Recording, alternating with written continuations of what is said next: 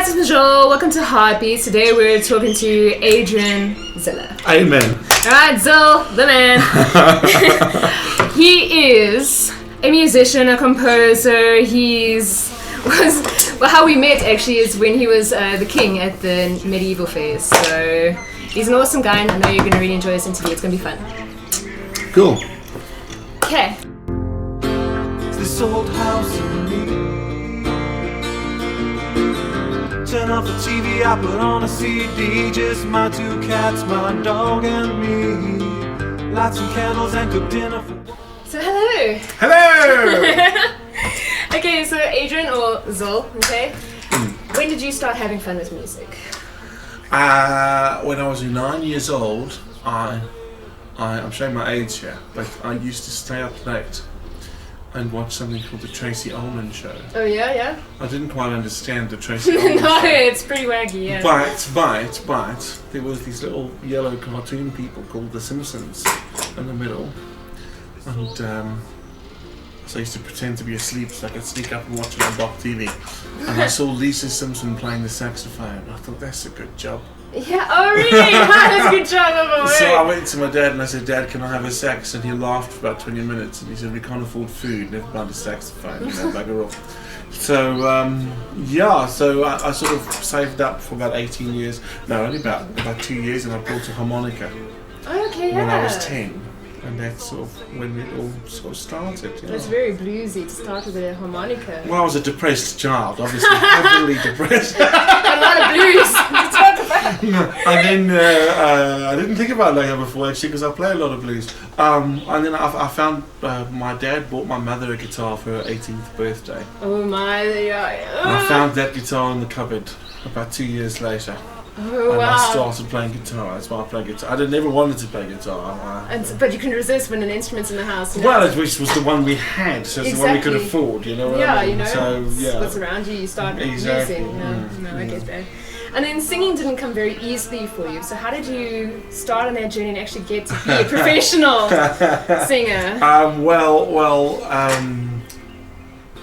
Yeah. My father was a Catholic deacon, so I joined the youth band, as you do, and eventually, I ended up leading the youth band and singing in the youth band, and we decided to put a proper band together. Yeah, as you do.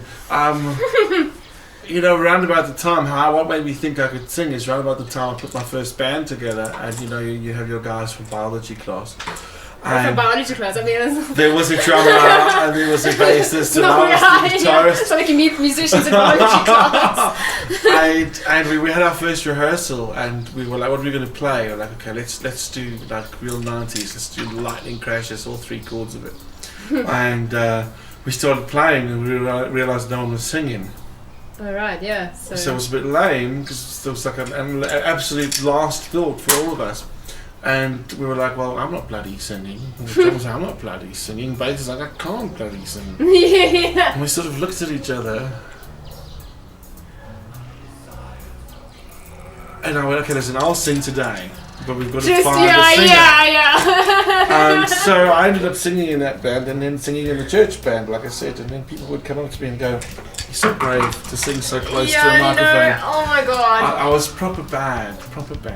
So I decided to get some lessons, and that's really where the difference is. I'm not one of those, it's come naturally people. I sing because I want to.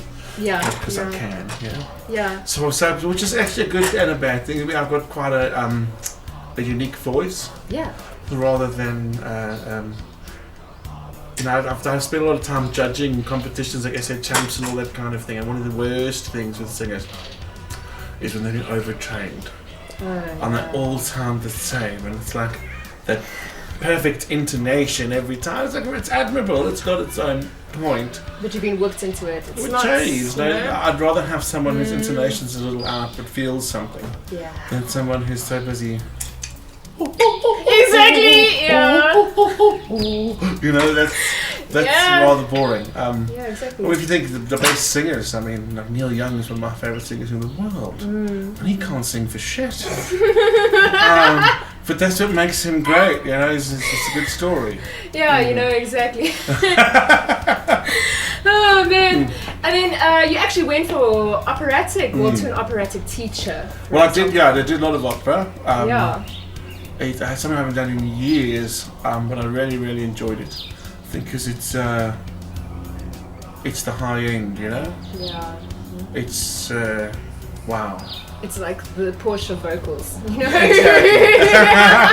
You know, my leanings have always been more country. I hate to say it, but it is country folk kind of stuff. Yeah. But I mean, if you can sing. If you can like do decorations like they do, and if you can sing opera, you can sing country for 6 years. Exactly. Yeah, you know. There you go. A rock set. Oh, come on, it's a total. I can sing Mozart. Yeah. And do rock and Mozart at the same time. Amen. Well, yeah, but 80s for me. Meatloaf and all that. Exactly. Okay, so you love obviously rock folk music, and you're in a couple of bands. Would you ever like to do something like they did in the 70s with Janis Joplin and the band, where they had the Festival Express? Do you know about that? Explain. They did a tour on a train. So they would stop off all over the place, but everyone was on a train, and they'd go and they did a festival run on a train. You know, that sounds amazing. Yeah. I would be the absolutely wrong person for it. Why? Unless you gave me my own train, because I'm actually notoriously shy. Really? Yeah. So I you cover it very well. I know, right? I like being around people. Yeah. But I like to be able to go. Okay, enough now. I'm in my cave now. Thanks. Just so like even in my house, but I've always got people around. But when I'm done, I'm done. Yeah. Thanks, guys. I'm going to bed. You lock up. I'm done. I'm done. A train would not work for you. Not even a little. So if I had my own car, perhaps. But with people around 24/7, I think I'd stab somebody. The murder on the Festival Express. There'd be a banjo lodged in somebody's neck. Oh, brilliant. No, that'd be great. Actually, now you mention it. Depends where we'd go. I mean, there's. Have you ever done the Trans-karoo train? No. Dude, you have to. It's not in the least, because you do know Koos Kombay's. His first album, where he was still singing as Andre Le Toy. He's got a song that goes in die bar op de A. Zet ons allemaal deur mekaar. Oh my god! It's fantastic. So the first time, and I love that record so much. And the first time I took the Trans-karoo and I ended up in DR, it was so amazing. It was 3 o'clock in the morning and there were people shaking the fence down because they wanted to come in. And it would be so cool to do a Trans-karoo jam. Oh yeah! Huh? That would be Take South the floor African for it, version. guys. That'd be amazing. Yeah, I like that. Let's do it. Let's do it! Amen. You've experienced the highs and lows of the music industry, so how's it helped you grow? Explain. You know what? I don't have the magical myth fairy dust about the music industry anymore. This is what I really understand about the music industry. So, a high and a low was when I was signed to Sony. It's great and it's horrible all at the same time, you know? Well, the thing about the music business is it's wonderful. Yeah. And it's horrible.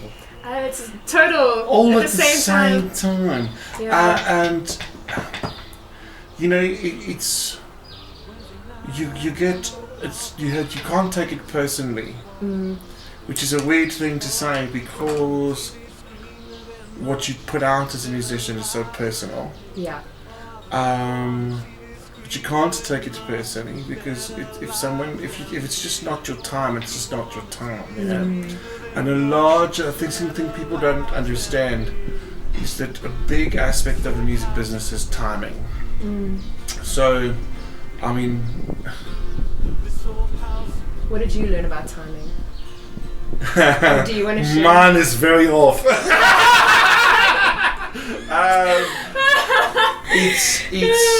So you got this many aspects. You got good songs. You need to have great songs, and that's really what it comes down to. Is a great song, and a great song I found sort of transcends genres. So how you produce it often is style, right? But the song itself has to be a great song. Yeah, if you start with a crack song, you And a lot of the time with songwriting, what people don't get is you write 12 songs and you go and tour your band. That's great. 12's not enough. You need 112. You need 1,012. And you may have 5 great songs, but the songwriter in you wants to sing your current batch of 40 of them. Yeah. You know, and that's great. That's the songwriter in you, but that doesn't necessarily mean, because it's the music business, that's what people want to hear. Yeah. So I think the main thing that I've learned is that the main instrument you have to play is the audience. And if you can't play that, they're never going to support you. well, you know, you could get lucky with a song or two. But it's to be consistently working, it's about playing the audience. And I think that's, I'm really thinking out loud here. I think that's the key thing is I got into the music business not because I wanted to be famous, but because I just love to play. Yeah, you know? exactly. It just happened to you because that's what you love. Exactly, and I hate to play at the same time. Sometimes it's absolutely horrible and soul destroying, and I come off stage 6 times a year and say never again, you know. I quit, it's done. Not gonna happen. And then Bill James will phone and say, we're going on tour to the Free State. Sure, Bill, why not? You know? Of course, I'll be there. Because it's wonderful and horrible at the same time. And I think that's the great thing about it, is it's the experience of doing it that makes it both worthwhile and not worthwhile, depending on how you do it. Yeah. So for everyone me, will have their own. exactly. So for me, it's about being able to play and being able to still be creative, you know. Yeah. And that was actually for my career. That was why it never took off properly. and it's because I never did 2 albums that were the same, you know. Yeah. Hey guys, that was part 1. Thanks for watching. I know you enjoyed it. Now there were loads of laughs, alright? So this is going to be quite a long series, but I hope you guys stick with it because I honestly just couldn't cut it because it was just so good, right? Okay, so part 2 is going to be about curation. It's going to be about how an audience reacts to music and how actually we have a lot more power than we believe, and about cool instruments and musical journeys. Enjoy.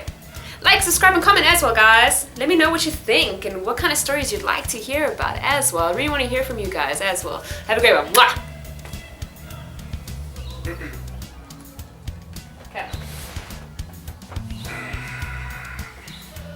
I'm joking. Irene! Oh, you tell me. This is my life. Sleeping. Hey, well, it would be freaking funny. Why not?